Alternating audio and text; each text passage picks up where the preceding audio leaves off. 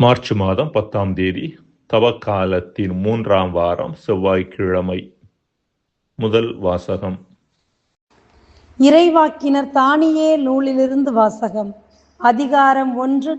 இறைவசனங்கள் 2:11 முதல் 19.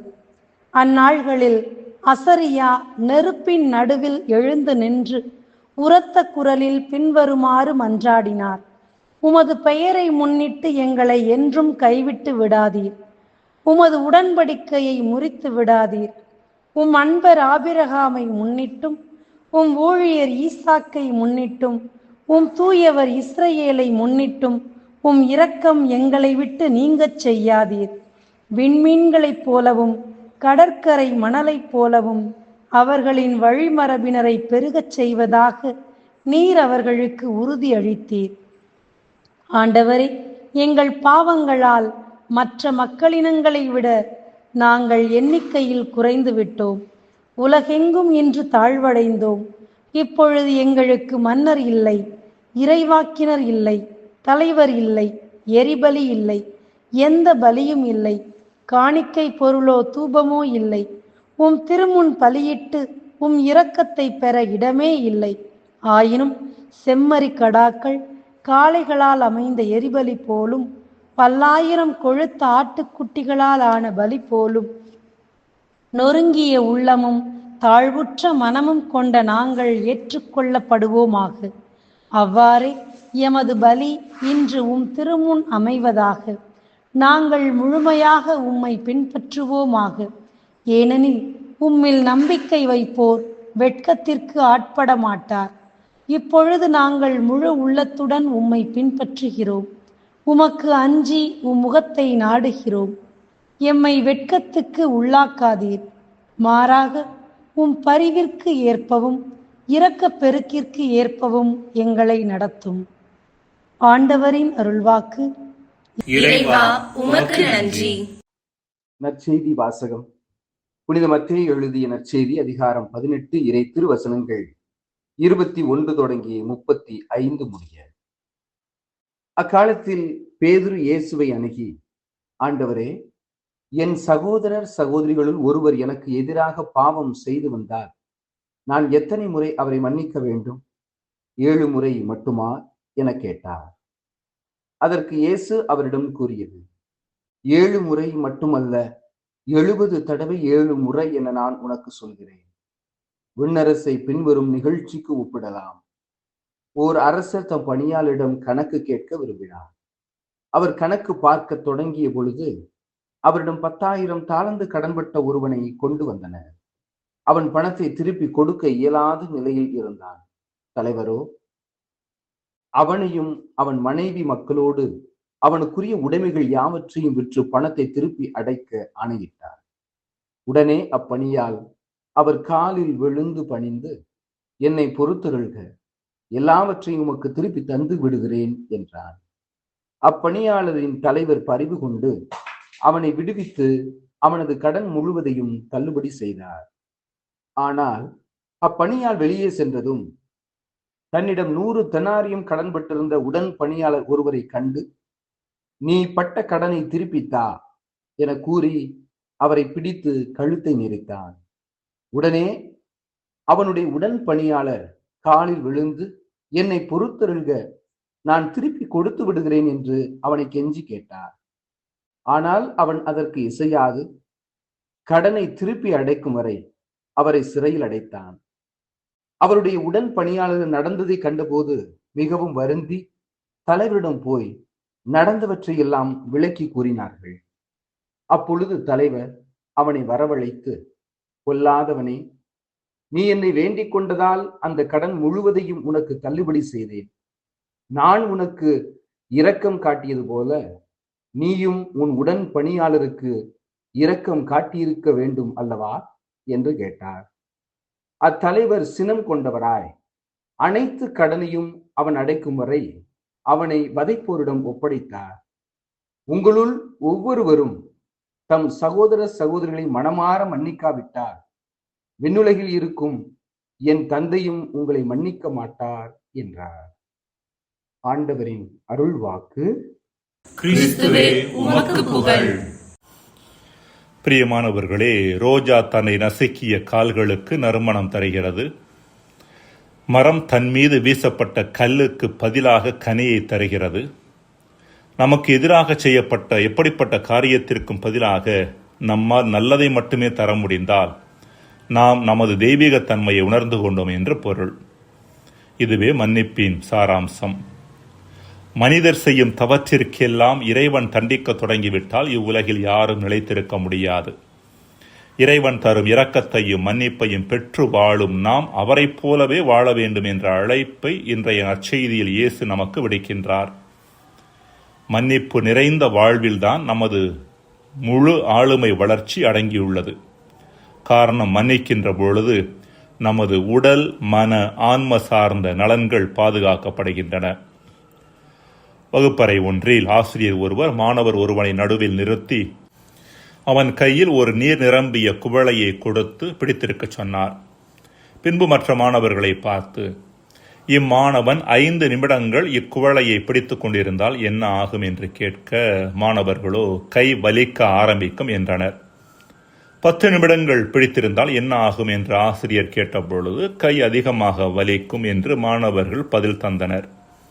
1 மணி நேரம் பிடித்திருந்தால் என்ன ஆகும் என்று அவர் கேட்டபொழுது மாணவர்கள் இணைந்து அவனது கை மட்டுமல்ல உடல் முழுவதுமே வலுவிழந்துவிடும் என்றனர். ஆசிரியர் தொடர்ந்து இவ்வாறு பேசினார். இதுதான் நீங்கள் ஒரு கசப்பான அனுபவத்தை உங்களுக்குள்ளே வைத்திருந்து அசை போடும் போது நடப்பது. அதை நீங்கள் அதிகமாக உங்களுக்குள் வைத்திருக்க அது உங்களை பாதிக்க ஆரம்பிக்கிறது. உங்களது வாழ்வின் சக்தியை செயலிழக்க செய்துவிடுகிறது. எனவே மன்னிப்பின் மூலம் அக்கசப்பான அனுபவங்களை நீங்கள் வெளியேற்றாவிட்டால் அவை உங்களை காயப்படுத்துவது மட்டுமல்லாமல் உங்களை முழுமையாக வலுவிழக்க செய்துவிடுகின்றன என்று சொன்னாராம்.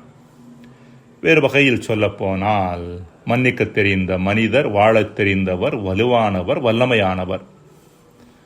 அன்பிற்குரியவர்களே, மன்னிப்பின் முக்கியத்துவத்தை வலியுறுத்தும் இன்றைய நற்செய்தி மன்னிப்பதற்கான வழியையும் நமக்கு கற்றுத்தருகிறது. இறைவன் நம் மட்டில் தாராளமாக நடந்து கொண்டு நம்மை மன்னிப்பதை நாம் நினைவிலிருத்துவதே அந்த வழி. இயேசு கூறிய இந்த உவமையின் ஆழத்தை புரிந்து கொள்ள வேண்டும் என்றால் 2 காரியங்களை நாம் நமது மனதில் இருத்த வேண்டும். முதலாவதாக, தெனாரியம் என்பது ரோமையர்கள் காலத்தில் வழக்கத்தில் இருந்த ஒரு சிறிய வெள்ளி நாணயம். ஒரு நாள் வேலைக்கான கூலியாக கொடுக்கப்பட்டது. எனவே 1 தாலந்து தெனாரியம் என்பது ஏறத்தாழ 6000 வெள்ளிக்காசுகளை கொண்டது. 10,000 தாலந்து என்றால் 6 கோடி வெள்ளிக்காசுகள் என்று அர்த்தம். இவ்வளவு பெரிய தொகையை அரசன் மன்னிக்கின்றான். ஆனால் அந்த வேளையால் தன்னிடம் 100 தெனாரியம், அதாவது 100 வெள்ளிக்காசுகள் கடன்பட்டிருந்த ஒருவனை மன்னிக்க மனமில்லாமல் சிறையில் அடைக்கின்றான். 6 கோடி எங்கு இருக்கிறது? 100 எங்கு இருக்கிறது? இரண்டாவதாக, முதல் வேலையாள் அரசனிடம் தனது கடனையெல்லாம் மன்னித்து விடுங்கள் என்று கேட்கவில்லை. சிறை தண்டனை தான் வேண்டாம் என்றும் விரைவிலேயே கடனை திருப்பி தந்து விடுவதாயும் மன்றாடுகின்றான். ஆனால் அரசன் அவன் கேட்டதை விட பல மடங்கு அவனுக்கு செய்கின்றான். அரசன் மிக பெருந்தன்மையோடு தண்டனையை நீக்கியது மட்டுமல்லாமல் கடனையும் மன்னித்து விடுகின்றான். இவ்வளவு பெரிய நன்மையான காரியத்தை பெற்ற இந்த வேலையாளால் மனதார மகிழ முடியவில்லை. இந்த மன்னிப்பை விட தன் சக மனிதன் தனக்கு தர வேண்டிய ஒரு அற்ப தொகை பெரிதானது என்று எண்ணுகின்றான். 100 தெனாரியமே மேலானது என்று அற்பத்தனமாக நினைத்ததன் காரணமாக தனக்கு அற்புதமாக கிடைத்த மன்னிப்பை அவன் இழக்க வேண்டியிருந்தது. நம்மில் பலர் சக மனிதர்களின் சிறு சிறு குற்றங்களை மன்னிக்க முடியாத காரணத்தால் இறைவன் நமக்கென்று திறந்து வைத்திருக்கின்ற பல்வேறு விதமான அருளின் ஊற்றுக்களை நாமே அடைத்து விடுகின்றோம். மன்றாடுவோமாக. இறைவா, நீர் எமக்கென்று வைத்துள்ள அருளின் ஊற்றுக்களை திறக்கின்ற சாவியாக மன்னிப்பு இருக்கிறது என்பதை நாங்கள் உணர எங்களுக்கு வரம் தாரும். ஆமென்.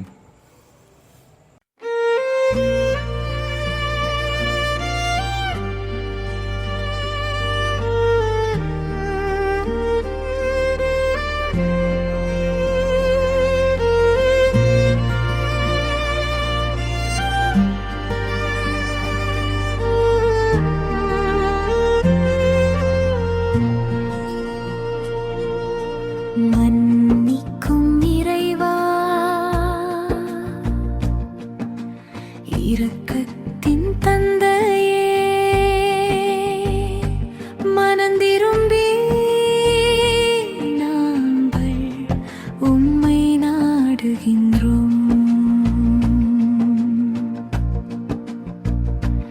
எங்கள் பாவம் எல்லாம் கருணையாம் கழுவி உம் அன்பில் எங்களை வாழ வைத்திடும்.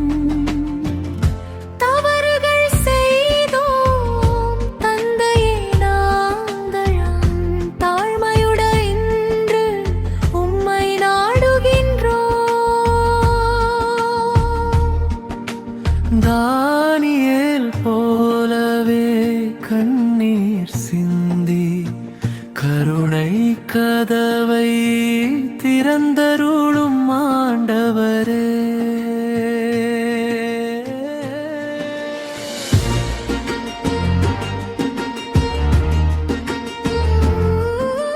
மன்னிக்கும் இறைவா, இரக்கத்தின் தந்தையே, மனந்திருங்கள், நாங்கள் உம்மை நாடுகின்றோம். எங்கள் பாவம் எல்லாம் கருணையால் கழுவி உம் அன்பில் எங்களை வாழ வைத்திடும். 70 முறை அல்ல எண்ணிலடங்கா மன்னிக்க சொன்னீர் ஆண்டவரே. நாங்கள் பிறரை மன்னிக்காமல் இருந்தாலும் அன்பில் எவ்வாறு பெறுவோம்?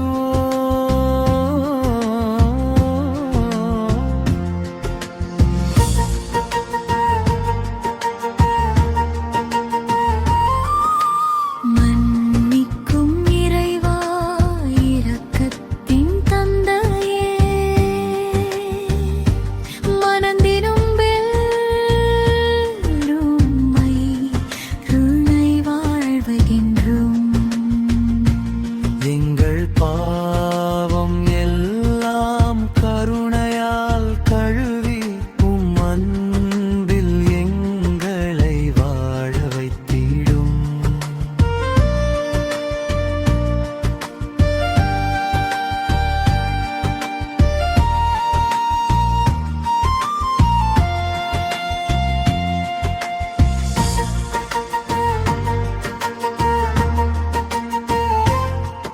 உம் இரக்கம் கடலென பெரிது ஆண்டவரே. எங்கள் குற்றம் அனைத்தும் மன்னிப்பீரே. நாங்களும் அன்பில் பிறரை அழைத்து உம் சாட்சியாக வாழ்வு செய்.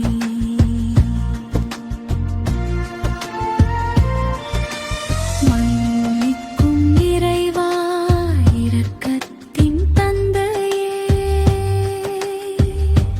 மனந்திரும்பி நாங்கள் உம்மை நாடுகின்றோம். எங்கள் பாவம் எல்லாம் கருணையால் கழுவி உம் அன்பில் எங்களை வாழ வைத்திடும். மன்னிப்பு வழியில் நடக்கச் செய்ய ஆண்டவரே, கருணையின் ஒளி